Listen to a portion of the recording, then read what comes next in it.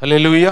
கர்த்தருடைய பரிசுத்த நாமத்திற்கு மகிமை உண்டாகட்டும். இந்த அதிகாலை வேளையில் முதல் ஆராதனைக்கு வந்திருக்கிற உங்கள் அத்தனை பேரையும், நேரலையில் இணைக்கப்பட்டிருக்கிற ஒவ்வொருவரையும் அற்புத இயேசு ஊழியத்தின் சார்பாக நான் உங்களுக்கு வாழ்த்துதலை பதிவு செய்து உங்களை நான் வரவேற்கிறேன். இந்த காலை தியானத்திற்கென்று பரிசுத்த ஆவியானவரால் திட்டமாக தெளிவாக நடத்தப்பட்ட, கொடுக்கப்பட்ட, உணர்த்தப்பட்ட தேவனுடைய வார்த்தை ஆமோஸ் எழுதின தீர்க்க தரிசன புஸ்தகம் 1066 பக்கம், பழைய ஏற்பாடு புஸ்தகம். ஆமோஸ் எழுதின தீர்க்க தரிசன புஸ்தகம் 4வது அதிகாரம் 12வது வார்த்தை 13வது வார்த்தை நான் வாசிக்கிறேன். நீங்கள் கொஞ்சம் கவனமாய் வேதத்தை பார்க்கும்படி தாழ்மையோடு நான் கேட்டுக்கொள்கிறேன். ஆகையால் இஸ்ரவேலே, இந்த பிரகாரமாக உனக்கு செய்வேன். இஸ்ரவேலே, நான் இப்படி உனக்கு செய்ய போகிறபடியினால் உன் தேவனை சந்திக்கும்படி ஆயத்தப்படு. அடுத்து 13வது வசனம். அவர் பர்வதங்களை உருவாக்கினவரும் காற்றை சிருஷ்டித்தவரும் மனுஷனுடைய நினைவுகள் இன்னதென்று அவனுக்கு வெளிப்படுத்துகிறவரும் விடியற் காலத்தை அந்தகாரமாக்குகிறவரும் பூமியினுடைய உயர்ந்த ஸ்தலங்களின் மேல் உலாவுகிறவருமாய் இருக்கிறார். சேனைகளின் தேவனாய கர்த்தர் என்பது அவருடைய நாமம். கர்த்தருடைய பரிசுத்த நாமத்திற்கு மகிமை உண்டாகட்டும். இந்த காலை வேளையில தேவன் நம்மோடு பேசும்படி தெரிந்து கொள்ளப்பட்ட இந்த வார்த்தையை, ஒரு அழகான வார்த்தையை ஆமோஸ் என்கிற தீர்க்கதரிசி மூலியமாய் கர்த்தர் நமக்கு கொடுத்திருக்கிறார். அந்த ஆமோஸ் குறித்து நீங்க முதல்ல தெரிந்து கொள்ளணும். அவர் யாரு, அவர் எப்படிப்பட்டவர் என்பதை வேதத்தில் எழுதப்பட்டிருக்கு. 7ஆம் அதிகாரத்தில் 14வது வார்த்தை. அதே ஆமோஸ் 7ஆம் அதிகாரம் 14வது வார்த்தை. ஆமோஸ் அமத்சியாவுக்கு பிரதியுத்தரமாக, நான் தீர்க்கதரிசியும் அல்ல, தீர்க்கதரிசியின் புத்திரனும் அல்ல, நான் மந்தை மேய்க்கிறவனும் காட்டத்தி பழங்களை பொறுக்கிறவனுமாய் இருந்தேன். ஆனாலும் மந்தையின் பின்னாலே போகிற பொழுது என்னை கர்த்தர் அழைத்து, நீ போய் என் ஜனமாகி இஸ்ரவேலுக்கு விரோதமாக தீர்க்க தரிசனம் சொல்லு என்று கர்த்தர் உரைத்தார். இந்த ஆமோஸ் யாரா? தீர்க்கதரிசியும் அல்ல, தீர்க்கதரிசியினுடைய புத்திரனும் அல்ல. இவர் யார் என்று வேதம் சொல்கிறது? மந்தை மேய்க்கிறவரும் காட்டத்தி பழங்களை பொறுக்குகிறவரும். அப்போ இவர் ஒரு சாதாரணமான ஒரு மந்தை மேய்க்கக்கூடிய ஒரு மேய்ப்பன் பிளஸ் பழங்களை பொறுக்கக்கூடிய ஒரு நபர். இந்த நபரை வைத்து கர்த்தர் இஸ்ரவேலருக்கு புத்தி புகட்டி, இஸ்ரவேலருக்கு எச்சரிப்பின் செய்தியை சொல்லி அனுப்புறார். ஒருவேளை தீர்க்கதரிசிகளிடத்துல சொன்னா கூட நம்ம ஏற்றுக்கொள்ளலாம், தீர்க்கதரிசி சொல்றாங்கன்னு. ஆனா இவர் தீர்க்கதரிசியும் இல்லை, தீர்க்கதரிசியினுடைய வம்சமும் இல்லை. சாதாரண ஒரு மனிதன், ஆடு மேய்க்கிற மனிதன், ஒரு மந்தை மேய்க்கிற மனிதன், ஒரு பழங்களை பொறுக்கிற மனிதன் இஸ்ரவேல் என்கிற தேவனுடைய வம்சத்துக்கு எச்சரிப்பின் வார்த்தையை கொடுக்கிறார். என்னன்னு சொல்லி கொடுக்கிறாரு? உன் தேவனை சந்திக்க ஆயத்தப்படு. இந்த கால வேளையில கர்த்தருடைய வார்த்தை நமக்கு வருது. சாதாரண மனிதனை கொண்டு வருது, தெருவில் இருக்கிற மனிதனை கொண்டு வருது. அருமையானவர்களே, என்ன சொல்றாரு? நீ தேவனை சந்திக்க ஆயத்தப்படு. இன்னைக்கு நமக்கு அதை தான் சொல்றாரு. ஆண்டவர் சீக்கிரம் வரப்போறாரு. எல்லாருக்கும் தெரிந்ததுதான், வருவாருங்கிறது எல்லாருக்கும் தெரியும். கலிலேய மனுஷரே, வானத்தை ஏன் அண்ணாந்து பார்த்துக்கிட்டு நிற்கிறீங்க? எப்படி போனாரோ அப்படியே மறுபடியும் வருவார். அதனால வருவார் என்பது உங்களுக்கும் தெரியும், எனக்கும் தெரியும், உலகத்துக்கும் தெரியும். ஆனா ஒண்ணு நமக்கு தெரியல, அவரை சந்திப்பதற்கு நம்ம ஆயத்தமா அப்படிங்கிறத இன்னைக்கு கேள்விக்குறியான ஒன்று. இது கேட்கிற நீங்களும் நானும், நேரலையில் இணைக்கப்பட்டவர்களும், இப்ப கர்த்தர் வந்தா அவரை சந்திக்க எத்தனை பேர் நம்ம ஆயத்தமா இருக்கிறோங்கிறத முதலாவது நீங்களும் நானும் வேத வசனத்துக்கு முன்னாடி நிறுத்தி நம்முடைய இருதயத்தின் அடித்தளத்திலிருந்து நம்ம உணரணும் தேவனுடைய பிள்ளைகளே. ஏனென்றால் ஒவ்வொரு நாளும் அவருடைய வருகையின் துணி இந்த உலகத்துல கேட்டுக்கொண்டே இருக்குது. பாருங்களே, அவர் எப்படிப்பட்டவரா? பர்வதங்களை அவர் உருவாக்குகிறவர், மலைகள் எல்லாம் அவர் தான் உருவாக்கினார், காற்றை அவர் தான் சிருஷ்டித்தார், மனுஷனுடைய நினைவுகள் இன்னதென்று அவனுக்கு வெளிப்படுத்தி காண்பிக்கிறவரும் அவர்தான், விடியற் காலத்தை அந்தகாரமாக்குகிறவரும் பூமியின் உயர்ந்த ஸ்தலங்களின் மேல் உலாவுகிறவர். அவர் சாதாரண ஒருத்தர் கிடையாது, சகலத்தையும் அவர் சிருஷ்டித்த சிருஷ்டி கர்த்தர், சேனைகளின் கர்த்தர், இராணுவங்களின் தேவன், மலைகளின் தேவன், உன் சுவாசத்தை தன் கையில வைத்திருக்கிற சுவாசங்களின் கர்த்தர் அவர், காற்றுகளின் தேவன் என்று சொல்லி வேதத்தில் எழுதப்பட்டிருக்க. அவரை சந்திப்பதற்கு சாதாரணமா ஆயத்தமாக முடியுமா? பாருங்களே, எசேக்கியேல் எழுதின தீர்க்க தரிசன புஸ்தகம் 38ஆம் அதிகாரத்துல 1011வது பக்கம் சொன்னா நீங்க வேகமா எடுத்துருவீங்கிறதுக்கு தான் பக்கத்தையும் சேர்த்து நாங்கள் உங்களிடத்துல இலகுவாய் சொன்னால் நேரம் குறுகினதா இருக்கிறபடினால் அழகா எடுத்துடலாம். 1011வது பக்கம் 38வது எசேக்கியேல் தீர்க்கதரிசன புஸ்தகம் 7வது வசனம். நீ ஆயத்தப்படு. ஃபர்ஸ்ட் இண்டிவிஜுவலா ஆண்டவர் பேசுறாரு, நீ ஆயத்தப்படு. அப்ப நம்ம தேவனை சந்திப்பதற்கு நம்ம எந்த அளவுக்கு பரிசுத்தத்துல ஆயத்தமா இருக்கணும், வேத வாசிப்புல ஆயத்தமா இருக்கணும், ஜெபத்துல ஆயத்தமா இருக்கணும், தாழ்மையில ஆயத்தமா இருக்கணும், உண்மையில ஆயத்தமா இருக்கணும், தேவனை தொழுது கொள்வதில் நம்ம ஆயத்தமா இருக்கணும். ஒவ்வொரு பகுதியிலையும் நம்ம சரியா இருந்தா தான் அவரை பார்க்க முடியும், இல்லாட்டி பார்க்க முடியாது தேவனுடைய பிள்ளைகளை. இங்கு பாருங்களேன், அவர் சொல்றாரு, சரி நீ ஆயத்தப்பட்டுட்ட, உன் குடும்பம் ஆயத்தமா இருக்குதா வேலைக்குள்ள வர்றதற்கு? கர்த்தர் சொல்றாரு பாரு, நீ ஆயத்தப்படு, உன்னுடனே கூடின உன் எல்லா கூட்டத்தையும் ஆயத்தப்படுத்து. இன்னைக்கு வீட்டில் பார்த்தா கணவர் நல்ல டாப்ல ஜெபம் பண்ணிட்டு இருப்பார், மனைவி பார்த்தா ஜெபமே இல்லாம இருப்பாங்க. சில வீட்டில் மனைவிகள் நல்ல அக்கினியா எரிஞ்சுக்கிட்டு இருப்பாங்க, கணவரோ அப்படியே ஊத்துன தண்ணி மாதிரி அப்படியே எரியாம இருப்பார். அப்படியே பார்த்தா 2 பேத்துக்கும் ஜெபத்துல பொருத்தமே இல்லாமல் இருக்கும். இப்ப வேதம் சொல்லுது, நீ சரியா இருந்துட்டேனா உன் குடும்பத்தை நீ ஆயத்தப்படுத்தணும் இல்லையா, உன் பிள்ளைகளை நீ ஆயத்தப்படுத்தணும் இல்லையா. அவருடைய வருகைக்கு உன் குடும்பமும் பிள்ளைகளும் ஆயத்தமா இருந்தா தானே நோவாவுடைய பேழைக்குள்ள போனது மாதிரி போக முடியும்.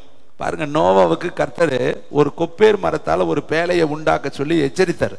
நான் இந்த பூமியை அழிக்க போறேன், இந்த பூமியினுடைய அக்கிரமம் என் சமூகத்துல வந்து எட்டினது, நீ அந்த பேழையை ஆயத்தப்படுத்துன்னு சொல்லி அவனுக்கு சொன்ன உடனே அந்த பேழையினுடைய நீளம், அகலம், உயரம், அது எத்தனை தட்டு இருக்கணும், மேல் தட்டு இருக்கணும், கீழ்த்தட்டு இருக்கணும், ஜன்னல் இருக்கணும், எல்லா கற்றையும் விழா வாரியாக கரெக்டா அவனுக்கு இன்ஜினியர் ப்ரோக்ராமா கர்த்தர் கொடுத்தார். எல்லாவற்றையும் விசாலமா நல்லா சொல்லி கொடுத்தார். அதன்படியே வேதம் சொல்லுது, நோவா கர்த்தர் சொன்னபடி அப்படியே செய்தான், அப்படியே செய்தான், அப்படியே செய்தான் என்று வேதம் சொல்லுது. அவன் அப்படியே செய்த உடனே கர்த்தரும் சொன்னபடி அப்படியே செய்தார். எப்படி செஞ்சாரு? சொன்னபடியே 40 நாள் மலையை கட்டளையிட்டாரு. பர்வதங்கள் எல்லாம், மலைகள் எல்லாம், குன்றுகள் எல்லாம் தண்ணீரால் மூடினது, பூமி எல்லாம் தண்ணீரால் மூடப்பட்டது, பூமியில் இருக்கிற அத்தனையும் தண்ணீரால் நிரம்பினது, பூமியில் இருக்கிற அத்தனை ஜீவராசிகளும் அழிந்து போனது. அந்த 8 பேர் மாத்திரம், அவர்களோடு ஜோடு சோடாக சில ஜீவராசிகள் ஜாதிக்கு ஒன்னாக, குலத்துக்கு ஒன்னாக, கோத்திரத்துக்கு ஒன்னாக காப்பாற்றப்பட்டது.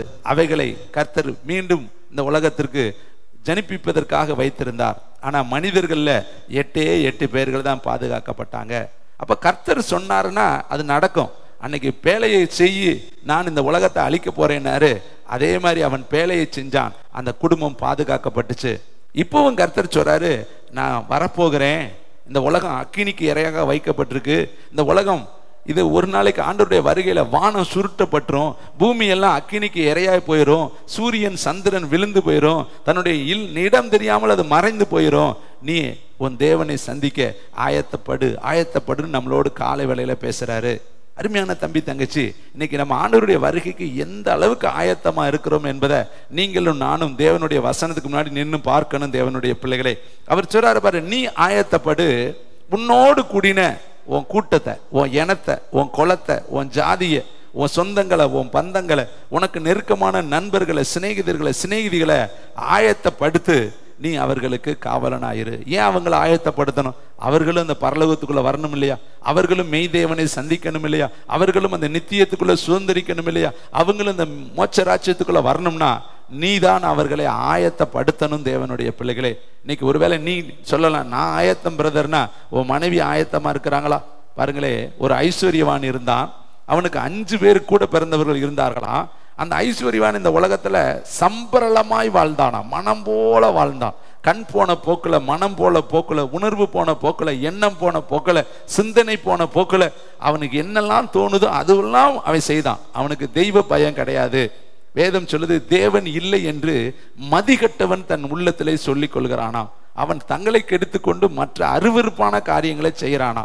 ஒரு நாள் அவனுடைய ஓட்டம் முடிந்தது. தேவனுடைய பிள்ளைகளே, முடிந்த உடனே அவன் எங்கே போனான் என்று வேதம் சொல்லுது, அக்கினிக்குள்ளே, நரகத்திற்குள்ளே, சாத்தான் குடியிருக்கக்கூடிய அந்த படு பாதாளத்துக்குள்ளே அவன் பிரவேசித்து அங்கே இருந்தான் என்று சொல்லி வேதத்தில் எழுதப்பட்டிருக்கிறது. அங்கே இருந்து அவன் லாசருவை பார்த்தான் என்று வேதம் சொல்கிறது. அப்ப என்ன சொன்னான் தெரியுமா? இந்த கொடிய அக்கினியிலே நான் வேதனைப்படுகிறேனே. அவனே சொல்ற வார்த்தை, கொடிய அக்கினியிலே நான் வேதனைப்படுகிறேனே. அவன் சொல்றான், ஒரு சொட்டு தண்ணி இங்க இல்லையே, இந்த கொடிய இடத்துல ஒரு சொட்டு தண்ணி இல்லை, ஆனா உணர்வு இருக்குதுங்க, எண்ணம் இருக்குதுங்க, எதிர்பார்ப்பு இருக்குதுங்க. அவன் சொல்றான், இந்த கொடிய இடத்துல என் அண்ணன் தம்பி வந்துடக்கூடாது, அதனால நீ அந்த லாசருவை அனுப்பி அவங்களுக்காவது போய் எச்சரிப்பான ஒரு வார்த்தையை சொல்லு. நான் தான் இங்க வந்து மாட்டிக்கிட்டேன், அவர்களாவது இங்க வராதபடிக்கு நீ லாசருவை அனுப்பு. அப்ப அங்க என்னெல்லாம் இருக்கு தெரியுமா? உணர்வு இருக்கு, எண்ணம் இருக்கு, நினைவு இருக்கு, உணர்ச்சி இருக்குது, தண்ணித்தாக இருக்குது, கொடிய வேதனைன்னு அவன் சொல்றான். எல்லாமே தெரியுது, ஆனால் அவனால வெளியில வர முடியல. வேதம் சொல்லுது, ஒரு முறை பிறப்பதும் பின்பு நியாய தீர்ப்பு அடைவதும் மனுஷனுக்கு நியமிக்கப்பட்டிருக்கு. அவன் இந்த உலகத்துல எப்படி இருந்தான்? ரத்தாம்பர உடை உடுத்தினான், நல்ல நல்ல வஸ்திரம். அவனுக்கு சொடக்கு விட்டால் ஓடி வர வேலையாட்கள், அவனுக்கு ஆயிரக்கணக்கான பணிவிடை ஆட்கள் இருக்காங்க, பெரிய பணக்காரன், கோடீஸ்வரன், செல்வந்தன். ஆனா அந்த பணமும் கோடிசு செல்வமும் அவனை மோட்சத்துக்கு கொண்டு போகல. தேவனுடைய பிள்ளைகளை, அவனுக்கு இருந்த பணிவிடை ஆட்கள் அவனை மோட்சத்துக்கு கொண்டுட்டு போகல.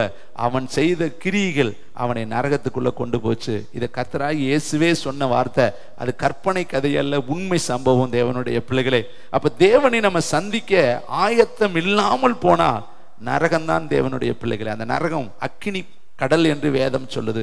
அது புழுக்கள் இருக்கும் என்று சொல்லி வேதம் சொல்கிறது.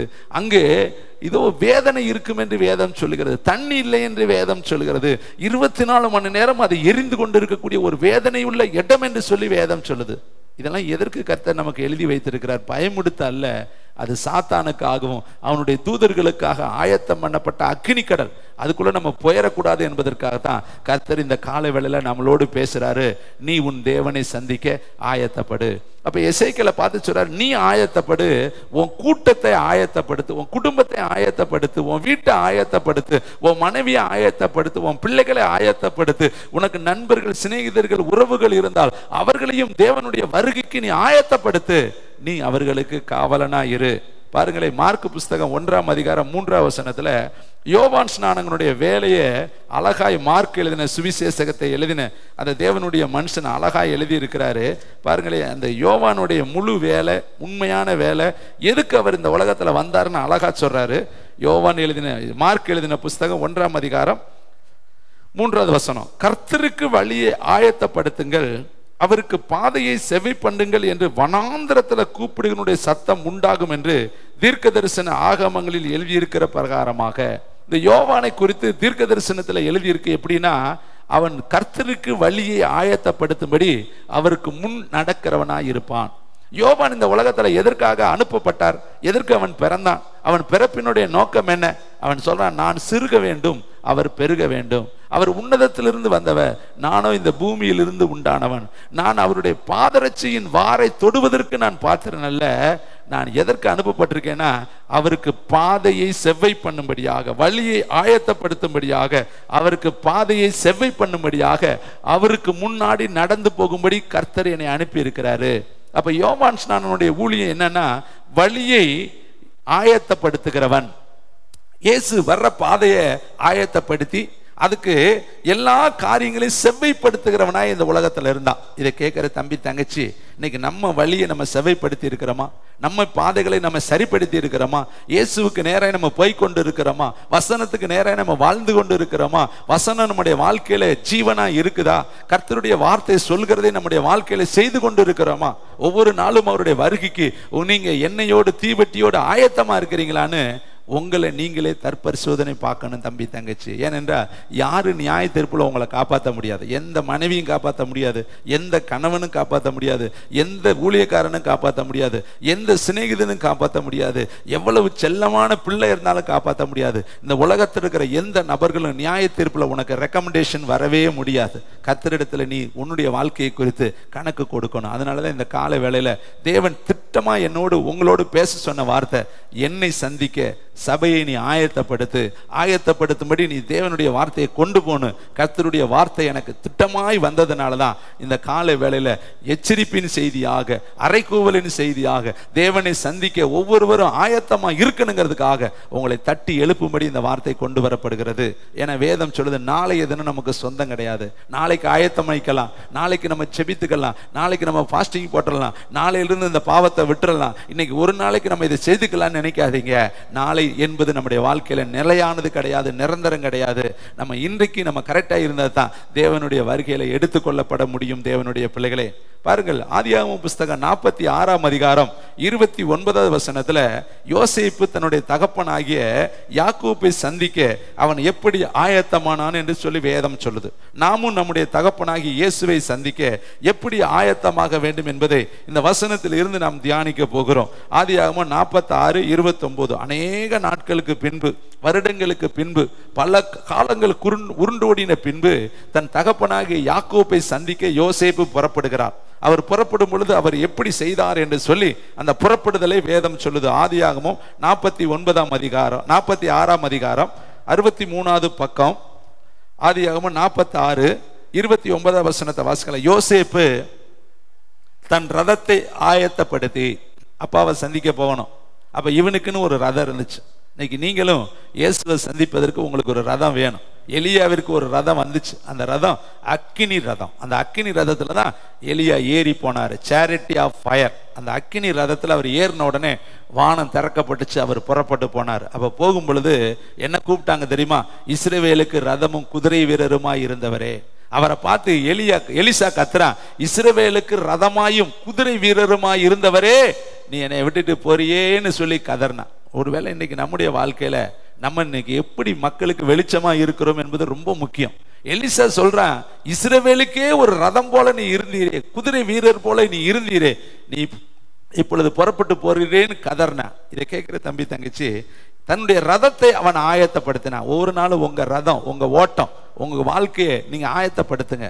அப்பாவை சந்திக்கணும். அதுக்கு தனக்கு ஒரு ரதம் அவனுக்கு இருந்துச்சு. அவனுக்கு ஒரு ரதத்தை ஆயத்தப்படுத்தி அடுத்து அதன் மேல ஏறி, இவன் பெரிய ஆளா இருக்கலாம், மந்திரியா இருக்கலாம், பெரிய ஆளா இருக்கலாம், அப்பாவை இங்க வான்னு சொல்லல. அப்பா இருக்க இடத்தை நோக்கி, அவர் வந்து கொண்டு இருக்கிற இடத்தை நோக்கி அவருக்கு எதிர்கொண்டு புறப்பட்டு போவதற்கு ரதத்தை எடுத்தான். ரதத்து மேல ஏறினான். அப்ப நீங்களும் ஒவ்வொரு நாளும் ரதத்து மேல ஏறுங்க. அவருடைய வருகைக்கு நீங்க உங்களை ஆயத்தப்படுத்தி ஒவ்வொரு நாளும் இந்த உலகத்தை விட்டுட்டு உன்னதத்தை நோக்கி நீங்க ஏற ஆரம்பிங்க.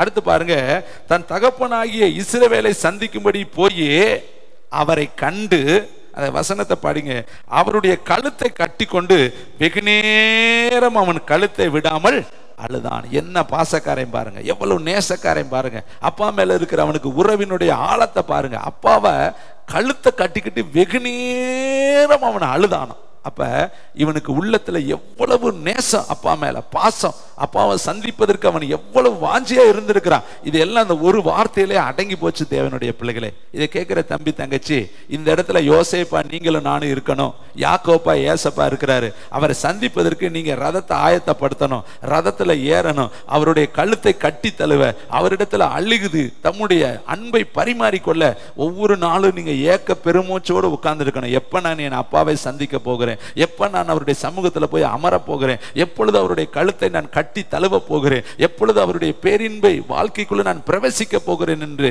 ஒவ்வொரு நாளும் நீங்கள் அந்த சிந்தையோடு கூட ஆயத்தமானாதான் அந்த நித்தியத்துக்குள்ள நம்ம பிரவேசிக்க முடியும். தேவனுடைய பிள்ளைகளே, பாருங்க, யாத்திராகமம் புஸ்தகம் 34ஆம் அதிகாரம் 115வது வசனத்துல மோசேயை கர்த்தர் எப்படி ஆயத்தப்படுத்துறாரு. 115வது பக்கம், யாத்திராகமம் புஸ்தகம் 34ஆம் அதிகாரம் 2வது வசனம்.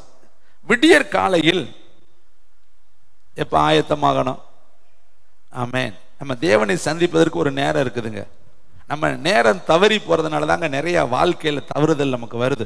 நம்ம ஒவ்வொரு நாளும் அதிகாலையில தேவனிடத்துல கரெக்டா போய் காத்திருந்து ஜெபம் பண்ணணும்னா நிச்சயமா கர்த்தருடைய பலனை நம்ம சுதந்திரித்துக் கொள்ளலாம், கர்த்தருடைய கிருபையை நம்ம சுதந்திரித்துக் கொள்ளலாம், கர்த்தருடைய காருண்யத்தை நம்ம பெற்றுக்கொள்ளலாம். காலை தோறும் அவருடைய கிருபை புதிதாய் இருக்கிறதா. மோசே இந்த இடத்துல 90 வயதை தாண்டிட்டார். ஏன்னா 80 வயதுல தான் வர்றார். வந்தவர் எகிப்திற்கு போய் அவங்களை எல்லாம் விடுதலையாக்கி கூட்டிக்கிட்டு வர்றதுக்குள்ள அவருடைய வாழ்க்கையில ஒரு 10 ஆண்டு போயிருக்கும். ஏன்னா இப்ப சீனாய் மலை மேல 2வது முறை ஏறார்.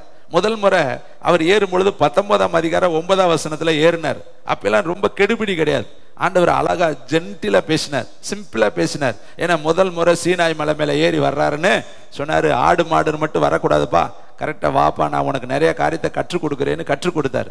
ஆனா கற்றுக்கொண்டு வந்த அந்த மனுஷன் கற்பனையை உடைச்சிட்டான் இல்லையா? இப்போ உடைச்ச ஒருபாடு 2வது முறை ஏறி வரும் பொழுது நிறைய சட்ட திட்டங்களை சொல்றார், ரொம்ப ரூல்ஸ் ஆஃப் ரெகுலேஷன் சொல்றார். ஏன்னா முதல்ல அன்பினால சொன்னாரு, இவன் கற்பனையை உடைச்சதுனால இப்ப அதிகாரமாக சட்டத்தோடு கூட கர்த்தர் பேசுறாரு. என்ன செய்றாரு தெரியுமா? விடியற் காலையில நீ ஆயத்தமாகி சீனாய் மலையில ஏறி அங்கே மலையின் உச்சியிலே காலமே என் சமூகத்துல வந்து நெல். இது கட்டளை, இது ரிக்வெஸ்ட் கிடையாது, இது பற்றுதலா பேசுவது கிடையாது, அதிகார தோனியில சொல்றாரு. காலமே வந்து நிக்கணும். வயசு உனக்கு 80-90ன்னு சொல்லாத. என் கற்பனையை நீ உடைச்சிட்ட, என் திட்டத்தை நீ உடைச்சிட்ட, என் ஆலோசனையை நீ உடைச்சிட்ட, நான் எழுதி கொடுத்த அந்த எல்லா திட்டத்தையும் நீ வர்ற வழியில கோபத்துல உடைச்சு போட்டுட்ட. அதனால மீண்டும் நான் உனக்கு அதை எழுதி தர விரும்புறேன். அதனால அதிகாலையில நீ எழுந்து ஆயத்தமாகணும். சீனாய் மலை மேல ஏறி வரணும். சீனாய் மலைங்கிறது என்ன சாதாரணமான இடமா? அது எவ்வளவு உயரமான ஒரு இடம், அதுல ரோடு இருந்துச்சா, அதுல பாதை இருந்துச்சா, அது நல்ல பாதுகாப்பான இடமா, அதுல போறதுக்கு லைட் வெளிச்சம் இருந்துச்சா? இதெல்லாம் நமக்கு அங்க இல்லை. ஆனா அந்த இருட்டுல, அந்த மலையில, அந்த கல்லு முள்ளு பாதையில அந்த எத்தனை விசஜந்துக்கள் அங்க இருந்திருக்கும், எத்தனை விதமான ஆபத்து அங்க இருந்திருக்கும். அந்த பாதையில 2 கற்பலகையை தூக்கிட்டு மேல வான்னு சொல்லி கட்டளை கொடுத்தார், கமாண்ட் பண்ணினார். கட்டளையின்படி அவனை ஏறி வாங்குறாரு. அவன் நடுக்கத்தோடு ஏறி பாரு. முதல்ல போனது பாசத்தோடு போனேன், ஆசையோடு போனேன், நேசத்தோடு போனேன். இப்ப செஞ்ச தவறுனால அவன் குற்ற மனசாட்சியோடு, தேவனுடைய கட்டளையை உடைச்சிட்டேனே, தேவனுடைய திட்டத்தை நான் உடைச்சிட்டேனே, 40 நாள் பாஸ்டிங் இருந்து பெற்றுக்கொண்ட அந்த காரியம் என் வாழ்க்கையில சிதைந்து போச்சே, உடைஞ்சு போச்சே, நொறுங்கி போச்சேன்னு இப்ப பயம், நடுக்கம், திகிலோடு கூட அவன் ஏறி போகிறான். அப்ப அவர் சொல்ற பாருங்களே 3வது வசனம், உன்னோடு ஒருவனும் அங்கே வர கூடாது. ஆரோனை கூட்டிட்டு வரக்கூடாது, யோசுவாவை கூட்டிட்டு வரக்கூடாது, ஊரை கூட்டிட்டு வரக்கூடாது, இன்னும் உன் சொந்த மந்தம் குளம் கோத்திரம் ஜாதி சங்கத்துல எவனையும் கூட்டிட்டு வரக்கூடாது. நீ தான் வரணும், இண்டிவிஜுவல், தனி நபரா வா. இதை கேட்கிற தம்பி தங்கச்சி, இன்னைக்கு ஜபத்துக்குன்னா அப்பா வரல நான் வரல, அம்மா வரல நான் வரல, மனைவி வரல நான் வரல, புருஷன் வரல நான் வரல. பரலோகத்துக்கு எங்க வீட்டுக்காரர் வரல நான் வரலன்னு சொல்லுவியா? மரணம் வர்றப்ப ஐயோ அவர் வரமாட்டாரு நானும் வரலன்னு சொல்லுவியா? பிறக்கிறப்ப நீ தனியா தானே பிறந்த, பிறப்பு தனிதானே, வளர்ப்பு தனிதானே, இடையில தானே இந்த இணைப்பு. அப்ப தேவனை சந்திப்பதற்கு குடும்பம் இங்கு செல்லுபடி ஆகாது, இணைப்பு இங்கு செல்லுபடி ஆகாது. நீ தேவனை சந்திப்பதற்கு ஒவ்வொரு நாளும் நீ ஆயத்தமா இருக்கணும். இது தேவனுடைய கட்டளை என்பதை நீ மறந்துடாத தம்பி தங்கச்சி. உன் இருதயத்துல கர்த்தருக்கு பயப்படுகிற பயம் இல்லாததுனாலதான் நம்ம செவி திணறு உள்ளவர்களாக இருக்கிறோம். தேவனுடைய பிள்ளைகளே, நமக்கு ஒரு என்ன தைரியம் தெரியுமா? அவர் இரக்கம் உள்ளவர், தயவுள்ளவர், அன்புள்ளவர், நீதிய சாந்தம் உள்ளவர், தப்பு பண்ணுனா வெற்றுவாரு. இல்லைங்க இல்லைங்க இல்லைங்க, நம்ம ஏமாந்துடக்கூடாதுங்க. அவர் நீதியுள்ள நியாயாதிபதி, அவர் பாவத்தை பார்க்காத சுத்த கண்ணுள்ள தேவன், அவர் எரிச்சல் உள்ள தேவன், பயங்கரமான எரிச்சல் உள்ள தேவன் என்பதை நம்ம பார்க்க மறந்துடுறோம். தேவனுடைய பிள்ளைகளே, கர்த்தருக்கு பயப்படுதல் தான் ஞானத்தின் ஆரம்பம் என்று சொல்லி வேதத்தில் எழுதப்பட்டிருக்கு. எவ்வளவு கண்டிப்பா சொல்றாரு பாரு, ஒருவனும் உன் கூட வரக்கூடாது. அப்ப நீ தான் வரணும். எப்படி தூக்கிட்டு வருவிய எனக்கு தெரியாது, எத்தனை மணிக்கு எந்திரிப்பிய எனக்கு தெரியாது. நீ வந்து அங்க நிக்கணும். ஏன்னா நான் உன் கூட பேசணும். நம்மகிட்ட ஆண்டவர் அப்படித்தாங்க ரிக்வெஸ்ட் சொல்றப்ப பண்ணுவார், கெஞ்சிறப்ப கெஞ்சிருப்பார், தாங்குறப்ப தாங்கி இருப்பாரு, தூக்குறப்ப தூக்கி இருப்பாரு, ஏந்திரப்ப ஏந்தி இருப்பாரு, தழுவுறப்ப தழுவி இருப்பாரு. இப்படியே வண்டி ஓடாது தம்பி தங்கச்சி, தாயே தகப்பனே. சில நேரத்துல கர்த்தர் நமக்கு சத்துருவா நிப்பாருங்க, எதிரியா நிப்பாரு. சில நேரத்துல கர்த்தருடைய கோவாக்கனி நம்ம மேல வந்துடும். அதுக்கு முன்னாடி நம்ம அவரை சந்திப்பதற்கு நம்ம ஆயத்தமாயிரணும். தேவனுடைய பிள்ளைகளை, இதை நம்ம மறந்துடுறோம். நம்ம எப்பொழுதுமே ஒரே நினைவா இருக்கிறோம் என்பதை இந்த காலை வேளையில வருத்தத்தோடு நான் உங்கள் மத்தியில பதிவு செய்ய விரும்புகிறேன். இங்க பாருங்க சொல்றாரு, ஒருவனும் உன் கூட அங்க வரக்கூடாது, மலை எங்கு ஒருவனும் காணப்பட கூடாது. இவன் என்ன பண்ணுவேன்? சொல்லத்தான் முடியும். இவனாச்சும் ஒருத்தர் ஏறி வந்துட்டான், அவன் என்ன பண்ணுவேன்? எவ்வளவு கண்டிஷன் போடுறாரு பார், ஒரு பய அங்க வரக்கூடாது. அப்ப இவன் என்ன பண்ணிருப்பேன்? கீழே 6 லட்சம் புருஷர்கள் என்னோடு இருக்கிறாங்களே காலாட்கள், இவர்களுக்கு எப்படி உணவு கொடுப்பீங்க? இவ்வளவு பேத்துக்கு அடிப்பதற்கு எங்கள்கிட்ட மாடு ஆடு மச்சம் இல்லையேன்னு சொன்னானே. இப்ப இந்த 6 லட்சம் பேர்ல ஒருத்தையும் கூட மலை மேல ஏறக்கூடாது. இது கட்டளை, கட்டளை கமாண்ட் கொடுக்கிறார். எவனும் வந்துடக்கூடாது அந்த பக்கம், நீ தான் ஏறி வரணும். அடுத்து பாருங்களேன் என்ன சொல்றாரு, மலை சமீபத்தில் ஆடு மாடு மேயவோ.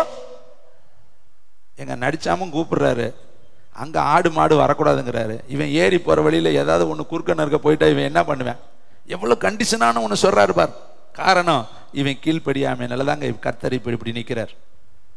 இதை கேட்குற தம்பி பிழையாமகிட்ட போகாதடா போகாதடா போகாதடானார். இவன் போகட்டா போகட்டா போகட்டா போகட்டா போகட்டா ஆசை அவனுக்கு. அங்கே அந்த ராஜா சொல்கிறேன், உனக்கு பெரிய மாலை கோபுரம் கட்டுறேன், உனக்கு பலிபீடம் கட்டுறேன், நீ சொல்கிறதெல்லாம் நான் கேட்குறேன், நீ மட்டும் வந்து அவங்கள சபிச்சுட்டேன்னா போதும். இப்போ மனசுக்குள்ள ஆசை, நம்ம போய் சபிச்சிடலாம், நம்மகிட்ட தான் கிருபை இருக்குல்ல, நமக்கு தான் ஆண்டவர் ஆசீர்வதிக்கிறவங்களை ஆசீர்வதிக்கிறேன்னு சொல்லியிருக்காரு, சபிக்கிறவங்களை சபிக்கிறேன்னு சொல்லியிருக்கிறாரு, நம்ம போய் சபிச்சிடலான்னு நினச்சிக்கிட்டு போகட்டா போகட்டா போகட்டா போகட்டான்னு கேட்குறேன். அவர் தடவை சொல்லிட்டாரு போகக்கூடாது, இஸ்ரவேலை ஆசீர்வதிப்பதே எனக்கு பிரியம்ட்டார்.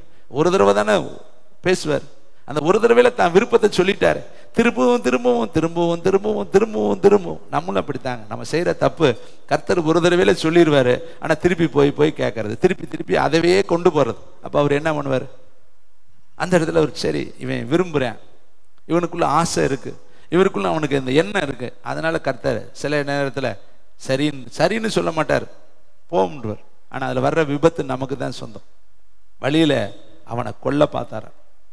அங்க கழுது பேசுது, டேய் மதிகட்ட தீர்க்கதரிசியே, கர்த்தர் உனக்கு எதிரிட்டு நிக்கிறாரேடா, நானாடா போய் செவுத்துல உன்னை இடிச்சேன், அங்க தூதன் பட்டயத்தோடு நிக்கிறானே, நான் விலகாம இருந்துதான் உன்னை கொன்றுப்பான்டா நேரம்னு சொல்லி அந்த கழுதை இவனோடு பேசினதான். இதை கேட்கிற தம்பி தங்கச்சி, இங்க பாருங்க, அதிகாலையில நீ வந்து நில்லு, இது வந்து என்னை சந்திக்கணும்னு நீ அதிகாலையில புறப்படு. இப்ப இன்னைக்கு நம்ம எத்தனை நாள் அதிகாலையில எந்திரிச்சு ஜெபிச்சிருக்கிறோம்? இங்க இருக்கிற அநேகர் அதிகாலை ஜெபமே வாழ்க்கையில இல்லை. அதிகாலை ஜெபமே இல்லாம எப்படிங்க கர்த்தருடைய வருகையில எடுத்துக்கொள்ளப்படுவோம்? அதிகாலையில நம்ம தேவனை சந்திக்காம எத்தனை பேர் இங்க இருக்கிறோம்? லைவ்ல இருக்காங்க, நீங்க ஒருவேளை சந்திக்கலாம், அல்லது இங்க இருக்கிறவங்களும் இருப்பீங்க. உள்ளதை உள்ளதென்றும் இல்லதை இல்லதென்று சொல்லணுங்க. மனுஷன் முகத்தை பார்க்கிறான், கர்த்தர் இருதயத்தை பார்க்கிறார். அவரு ஒரு நாளும் அவர்கிட்ட சாக்கு போக்கு சொல்ல முடியாது. அதிகாலையில எத்தனை பேர் தூங்கி விடிஞ்சு நமக்கு விருப்பப்பட்ட நேரத்துல போய் அப்பான்னு சொன்னா அவர் அங்க இருக்க மாட்டாருங்க. மண்ணை எப்ப பெய்யும் தெரியுமா? அதிகாலையில தான் மண்ணை பெய்யும். நீ மண்ணை எடுக்கணும்னா அதிகாலையில தான் ஓடணும். அதிகாலை இருட்டோடு எழுந்து ஆயத்தமாகி சீனாய் மலையில அங்கே என் சமூகத்துல வந்து நில். அப்ப எத்தனை மணிக்கு அவன் எந்திரிச்சிருக்கணும்? 12 மணிக்கு எந்திரிச்சிருக்கணும், 1 மணிக்கு எந்திரிச்சிருக்கணும். அவன் எத்தனை கிலோமீட்டர் நடந்திருக்கணும் அது தெரியாது. அந்த கற்பனையை தூக்கிட்டு போயிருக்கணும். அதை எப்படி தூக்க முடியும்? கஷ்டமான ஒண்ணு தூக்கி அவன் அவரை சந்திக்கணும்னா கஷ்டம்தான். நமக்கும் காலையில ஜெபிக்கிறது கஷ்டம்தாங்க, தேவனுடைய ஊழியத்தை செய்யறது கஷ்டம்தாங்க, பரிசுத்தமாய் வாழ்றது கஷ்டம்தாங்க, பொய் பேசாமல் இருக்கிறது கஷ்டம்தாங்க, கெட்ட வார்த்தை பேசாமல் இருக்கிறது கஷ்டம்தாங்க, கர்த்தருடைய ஊழியத்துல கர்த்தருடைய ராஜ்யத்தை கட்டுவதில் நம்ம செயல்படுவது கஷ்டம்தாங்க. ஆனா அந்த கஷ்டத்தை செஞ்சா தாங்க நம்ம பரலோகத்துக்குள்ள பிரவேசிக்க முடியும். இல்லாவிட்டால் கைவிடப்பட்ட நிலைமை தான் பரிதாபத்துக்குரிய நிலைமையாய் மாறிடும். அருமையான தம்பி தங்கச்சி, அடுத்து பாருங்களேன், இன்னும் வேதம் சொல்லுது. 1 கொரிந்தியர் புஸ்தகம் 15:51. கொஞ்சம் என்னோட ஒத்துழைப்பு கொடுங்க. 243வது வசனம் வேகமா எடுப்போம், கர்த்தருடைய வார்த்தையை வாசிக்கலாம். 243வது பக்கம். ரீபா ரபா ரீபாலா ரபா ஷபாலா ரபா. 1 கொரிந்தியர் 15ஆம் அதிகாரம் 51வது வசனத்தை நான் வாசிக்கிறேன். இதோ ஒரு ரகசியத்தை உங்களுக்கு அறிவிக்கிறேன், நாம் எல்லாரும் நித்திரை அடைவதில்லை, ஆகிலும் கடைசி எக்காலம் துணிக்கும் பொழுது ஒரு நிமிஷத்திலே ஒரு இமை பொழுதிலே நாம் எல்லாரும் மறுரூபமாக்கப்படுவோம். எக்காலம் துணிக்கும், அப்பொழுது கர்த்தர் அப்பொழுது மரித்தோர் அழிவில்லாதவர்களாய் எழுந்திருப்பார்கள், நாமும் மறுரூபம் ஆக்கப்படுவோம். ஒரு நிமிஷத்தில், ஒரு இமை பொழுதில், கண்ணு மூடி கண்ணு திறக்கங்காட்டி ஆண்டவருடைய வருகை டபார்னு வந்துடும், மின்னல் மாதிரி வரும். அது இரவில் வருமா, பகல்ல வருமா, மாரி காலத்துல வருமா, கோடை காலத்துல வருமா, வெயில் காலத்துல வருமா, சொல்லிட்டு வருமா, சொல்லாம வருமா, அப்படிலாம் எழுதப்படல. இமை பொழுதுல அவர் வருவார். அப்ப மறுரூபமாக்கப்படுறோம் டக்குன்னு. சரி, இந்த மாம்சமும் ரத்தமும் தேவனுடைய ராஜ்யத்துக்குள்ள போகாது. இங்க இருக்கிற சத்திய ரூபத்துல அங்க போக முடியாது. இந்த சரீரமும் மாம்சமும் அங்க வராது. இங்க இருக்கிற சுதாவுடைய உருவமும் இந்த மாம்சம் அங்க வராது. மறுரூபமாக்கப்படுவோம். அப்படியே அடுத்த நிமிஷம் நம்ம ஆவிக்குரிய உலகத்துல ஆவிக்குரியவர்களாய் மாறிடுவோம். ஆண்டவர் வரும் பொழுது ஆட்டோமேட்டிக்கா இந்த சரீரம் மாறும். இந்த உடம்பு, இந்த மண்ணுக்கு இந்த சரீரம் தள்ளப்பட்டுரும். உள்ள இருக்கிற இன்னர் மனுஷன் அப்படியே புறப்பட்டுருவான். அதனால எழுதுறாரு, இமை பொழுதுல, கண்ணிமைக்கிற நேரத்துல, நொடி பொழுதுல நாம் எல்லாரும் மறுரூபமாக்கப்படுவோம். அப்ப சரியா இருந்தா தாங்க மறுரூபமாக்கப்படுவோம். இமை பொழுதுல அது சொல்லிட்டு வராது. நான் ரெடியா இரு, நான் வர்றேன்னு சொல்ல மாட்டாரு. எப்போ வருவாருன்னே தெரியாது. ராத்திரியா இருக்கலாம், பகலா இருக்கலாம், மத்தியானமா இருக்கலாம், நடிச்சாமமா இருக்கலாம், தூங்குற நேரமா இருக்கலாம், பிரயாணம் பண்ணி கொண்டு இருக்கிற நேரமா இருக்கலாம், சாப்பிட்டுக்கிட்டு இருக்க நேரமா இருக்கலாம், தண்ணி எடுத்துக்கிட்டு இருக்க நேரமா இருக்கலாம். எவர் ரெடி, இந்த நிமிஷத்துல நீ ஆயத்தமா இருந்தா தான் மறுரூபமாக்கப்படுவ. அப்பதான் நீ தேவனை சந்திக்கப்பட முடியும். அப்ப எப்பொழுதுமே நீ பரிசுத்தத்தோடு விளக்கோடு எண்ணெயோடு நீ ஆயத்தமா இருந்தா தான் தேவனை சந்திக்க முடியும். 1 தெசலோனிக்கர் 4:16 282வது பக்கத்தை எடுத்து வாசித்து பார்க்கலாம். 1 தெசலோனிக்கர் 4:16. ஏனெனில் கர்த்தர் தாமே ஆரவாரத்தோடும் பிரதான தூதனுடைய சத்தத்தோடும் தேவ எக்காலத்தோடும் வானத்திலிருந்து இறங்கி வருவார். அப்பொழுது கிறிஸ்துவுக்குள் மரித்தவர்கள் முதலாவது எழுந்திருப்பார்கள். பின்பு உயிரோடு இருக்கிற நாமும் கர்த்தருக்கு எதிர்கொண்டு போக மேகங்களோடு கூட அவரோடு கூட ஆகாயத்தில் எடுத்துக்கொள்ளப்பட்டு இவ்விதமாய் எப்போதும் கர்த்தரோடு கூட இருப்போம். ஆகையால் இந்த வார்த்தைகளினாலே நீங்கள் ஒருவரை ஒருவர் தேற்றுங்கள். உயிரோடு இருக்கிற நாம் கர்த்தருக்கு எதிர்கொண்டு போக மேகங்கள் மேல் அவரோடு கூட ஆகாயத்தில் எடுத்துக்கொள்ளப்பட்டு இவ்விதமாய் எப்போதும் அவரோடு கூட இருப்போம். பாத்தீங்களா, ஆகாயத்துல எடுத்துக்கொள்ளப்படுவோம். அதனாலதாங்க இந்த உலகத்தில் இருக்கிற எல்லா விஞ்ஞானிகளுக்கும் உலகத்தில் இருக்கிற எல்லாருக்கும் தெரியும், ரகசிய வருகையில கிறிஸ்தவர்கள் எடுத்துக்கொள்ளப்படுவாங்க, சபை எடுத்துக்கொள்ளப்படும், பரிசுத்தவான்கள் காணாமல் போயிருவாங்க. இதெல்லாம் உலகம் எதிர்பார்த்துக்கிட்டு இருக்கு ரெடியா. வேதத்தை அறிஞ்சவங்களுக்கு தெரியும், திடீர்னு பரிசுத்தவான்கள் சபை காணாம போயிடும். ஒரு நாளைக்கு திடீர்னு பார்த்தா நம்ம ஊழியம் இருக்காது, பரிசுத்தவான்கள் இருக்க மாட்டாங்க. ஆண்டவருடைய வருகையில எல்லாம் டப் டப் டப்னு போய்கிட்டே இருப்பாங்க. மறுரூபமாக்கப்படும். ஒரு நொடி தான் அது, என்னைக்கோ எப்பயோ எந்த நொடியோ தெரியாது. அப்ப எவ்வளவு நம்ம ஆயத்தமா இருந்தா அவரை சந்திக்க முடியும். இதை கேட்கிற தம்பி தங்கச்சி, இந்த பயம், இந்த உணர்வு, இந்த எண்ணம், இந்த சிந்தை, இந்த நினைவு, இந்த உணர்வு உங்களுடைய ஆவி ஆத்மா சரீரத்துல 24 மணி நேரம் இருக்கணும். தேவனுடைய பிள்ளைகள், நான் அவரை சந்திக்கணுமே, நான் அவரை சந்திக்கணுமே. இன்னும் பார், 2 பேதுரு புஸ்தகம் 3:10 325 2-3 வசனத்தை சொல்லி முடிக்கிறேன். இதெல்லாம் ரொம்ப விலையேற பெற்ற வார்த்தைகள். 2 பேதுரு 3:10 325வது வசனம், 10வது வசனத்தை வாசிக்கிறேன். கர்த்தருடைய நாள் இரவிலே திருடன் வருகிற விதமாய் வரும். அப்பொழுது வானங்கள் மட மடவென்று அகன்று போகும். இப்ப பாக்கிறமே வானம், இவ்வளவு பெரிய வானம் சன பொழுதுல மறைஞ்சிருமா, வானமே இருக்காது. பூதளமும் வெந்து உருகி போகும். இந்த பூமி வெந்து உருகி போகும். பூமியும் அதில் உள்ள கிரியைகளும் எரிந்து அழிந்து போகும். இப்படியே 14வது வசனம். ஆகையால் பிரியமானவர்களே, இவைகள் வர காத்திருக்கிற நீங்கள், இதெல்லாம் எதிர்பார்த்துக்கிட்டு இருக்கிற நீங்களும் நானும் எப்படி இருக்கணுமா? கரையற்றவர்களும் பிழையற்றவர்களுமாய் சமாதானத்தோடு அவர் சந்நிதியில் காணப்படும்படிக்கு சொல்லுங்க, எப்படி இருக்கணுமா? ஜாக்கிரதை. சில வீட்டில் எழுதி போட்டிருக்கேன் நாய்கள் ஜாக்கிரதை, சில வீட்டில் எழுதி போட்டிருக்கேன் மின்கம்மோ ஜாக்கிரதை. இப்ப இங்கே பேதுரு எழுதி வச்சிருக்கிறாரு, சமாதானத்தோடு கரையற்றவர்களாய் பிழையற்றவர்களாய் அவரை சந்திக்கும்படி ஜாக்கிரதையாயிரு. ஏன்னா எப்போ வருவார்னு தெரியாது, எந்த நொடியில வருவார்னு தெரியாது. இதுக்கு மத்தேயு புஸ்தகம் 25 லாஸ்ட் வசனத்துக்கு வந்துடுறேன். 32வது வசனம், மத்தேயு 25:32. தேங்க்யூ வண்டர்ஃபுல் த ஹோலி ஸ்பிரிட். 39வது பக்கம்.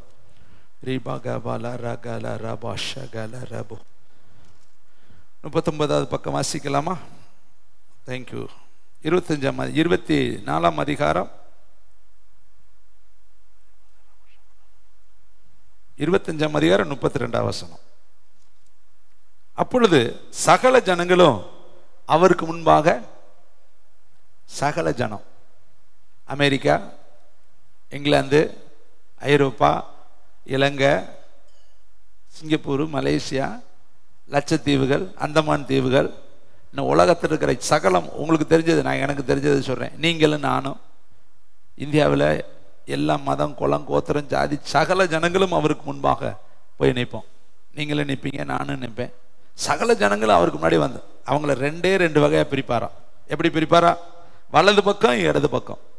வலது பக்கத்தில் இருக்கவங்களை பார்த்து நீங்களே படிச்சுக்க, ஆசீர்வதிக்கப்பட்டவர்களே வாங்க. இடது பக்கத்தில் இருக்கிற பார்த்து சபிக்கப்பட்டவர்களே, பிசாசுக்காகவும் அவனுடைய தூதர்களுக்காக ஆயத்தம் பண்ணப்பட்ட அக்கினிக்குள்ள போங்க. அப்ப 2 பிளேஸ் தான் இருக்கு, 2 இடம். ஒன்று வலது பக்க இடம், ஒன்று இடது பக்க இடம். வலது பக்கத்தில் போய் நின்றுட்டோம்னா பரலோகத்துக்குள்ள போயிடலாம். இடது பக்கத்தில் மட்டும் போயிட்டோம்னா நரகம்தான், வேற வழியே முடியாது, யாருமே காப்பாற்ற முடியாது. நீ வச்சிருக்கிற சொத்து பத்து பணம் அந்தஸ்து படிப்பு பட்டம் உன் மேன்மை உன் சொந்தம் உறவுகள் அங்கே எங்கனே நெருங்க முடியாது. அவன் நிப்பாட்டுறது பெரிய பாடு. இதுக்கு அழகா ஒரு உவமை சொன்னார். 10 பேர் போகிறாங்கங்க, 5 பேர் எல்லாமே கொண்டுட்டு போனாங்க, 5 பேர் ஒன்னே ஒன்று கொண்டுட்டு போகல. விளக்கு இருக்குது, அடுத்து என்ன இருக்குது, தீப்பெட்டி இருக்குது, எரியறதுக்கான எண்ணெய் இல்லை. ஆனால் 5 பேர் விளக்கு இருக்கு, எண்ணெய் இருக்கு, தீப்பெட்டி இருக்கு, சகலமும் இருக்கு. மணவாளன் வர தாமதிக்கிறாரு. எல்லாரும் நித்திரை மயக்கம் அடைந்துட்டாங்க, எல்லாரும் தூங்கிட்டாங்க. ஆனா 5 பேரு குறைவோடு தூங்கிக்கிட்டு இருக்காங்க, 5 பேரு நிறைவோடு தூக்கி கொண்டு இருக்கிறாங்க. அதான் சீக்ரெட் மேட்டர். 5 பேர் ஆயத்தத்தோடு தூங்குறாங்க, 5 பேரு ஆயத்தம் இல்லாமல் தூங்குறாங்க. நடு ராத்திரியிலே மணவாளன் வந்து விட்டார். 25ஆம் அதிகாரம் 10ஆம் வசனம் சொல்லுது. அதே 25:10, அப்படியே அவர்கள் வாங்க போன பொழுது மணவாளன் வந்து விட்டார், ஆயத்தமா இருந்தவர்கள் அவரோடு கூட கல்யாண வீட்டுக்குள் பிரவேசித்தார்கள். கதவும் அவ்வளவுதான், டோர் லாக் பண்ணிட்டாங்க. எப்படி நோவாவுடைய கதவு சாத்தப்பட்டுருச்சு. சொந்தக்காரன் போய் தட்டுறேன், மரத்துக்காரன் போய் தட்டுறேன், ஆசாரி போய் தட்டுறேன், அவன் இனம் குளம் கோத்திரம் சாதி சங்க அவனுக்கு கூட பழகினவன் அம்புட்டு பேரும் போய் மாமா மச்சான் பெரியப்பா சித்தப்பா கதவை தர. அவனுக்கு திறக்க ஆசை இருந்துச்சு. அவன் சொல்றேன், கதவை பூட்டி கர்த்தர் பூட்டி கொண்டு போயிட்டாருப்பா. ஆயத்தமா இருந்தவர்கள் உள்ள போயிட்டாங்களாம், ஆயத்தம் இல்லாதவர்கள் வெளியே கைவிடப்பட்டு போயிட்டாங்க. 5 பேர். அந்த 5 பேர் என்ன சொல்றாங்க தெரியுமா? பின்பு மற்ற கன்னிகளும் வந்து ஆண்டவரே ஆண்டவரே எங்களுக்கு திறக்க வேண்டும் என்றார்கள். அதற்கு அவர்கள், உங்களை, எவ்வளவு வேதனையா இருக்கு பாரு. கூப்பிட்டது ஆண்டவரேன்னு தான் கூப்பிட்டாங்க, அவருக்காக தான் காத்திருந்தாங்க, அவரைத்தான் நாடி போனாங்க. ஆனா ஆயத்தம் இல்லாமல் இருந்தாங்க. இதை கேட்கிற தம்பி தங்கச்சி தாயே தகப்பனே சபையே தேவனுடைய உக்கிரானத்தோக்காரர்களே, தேவனுடைய வருகைக்கு ஆயத்தமாய் கொண்டு இருக்கிறவங்களே, கர்த்தர் இன்னைக்கு நம்மகிட்ட எதிர்பார்க்கிறது என்ன? உனக்குள்ள இருக்கணும், பரிசுத்தம் உனக்குள்ள இருக்கணும், விழிப்பு உனக்குள்ள இருக்கணும். அவருடைய வருகையில நீ மறுரூபமாக்கப்படணும், அவருடைய வருகையில நீ எடுத்துக்கொள்ளப்படணும். அப்படி இல்லாத பட்சத்துல வெறும் வாயால உதடுகளால் அவரை கனம் பண்ணிக்கிட்டு ஆண்டவரே ஆண்டவரே ஆண்டவரேன்னு மனுஷருக்கு கற்பனைகளை உபதேசங்களாய் போதித்து கொண்டு இருந்தேனா பரிதாபத்துக்குரிய வாழ்க்கை நம்முடைய வாழ்க்கை வந்துடும்.